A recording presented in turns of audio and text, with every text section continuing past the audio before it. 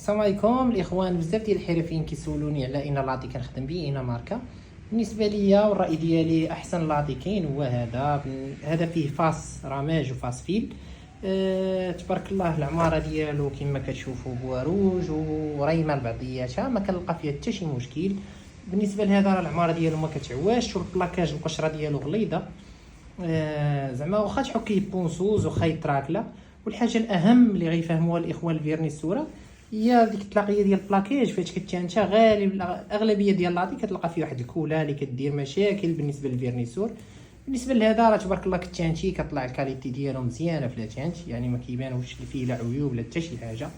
والحاجه الاهم البلاكيج ما كينوضش، يعني ميت واخا دير لاتانت بالماء ما كينوض ما حتى شي حاجه. بالنسبه للشركه العملاق المصري، المشكل اللي كنلقاوه الوحيد هو الكونتيتي كتكون قليله، بعض المرات كيكون فقود السوق المغربيه. كنطالبوا من هاد الشركه باش تواصل معنا تعطينا توضيح اكثر، وان شاء الله علاش لا يكون عندها مصنع في المغرب باش توفر لنا الكميه الكافيه ان شاء الله.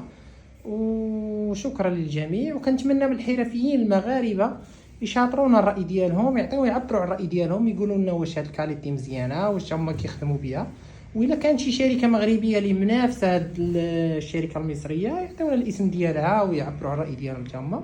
وان شاء الله نديروا تجارب على هاد اللاطي اللي غيقولوا لينا مزيان، ونعطيكم الراي ديالنا فيه ان شاء الله.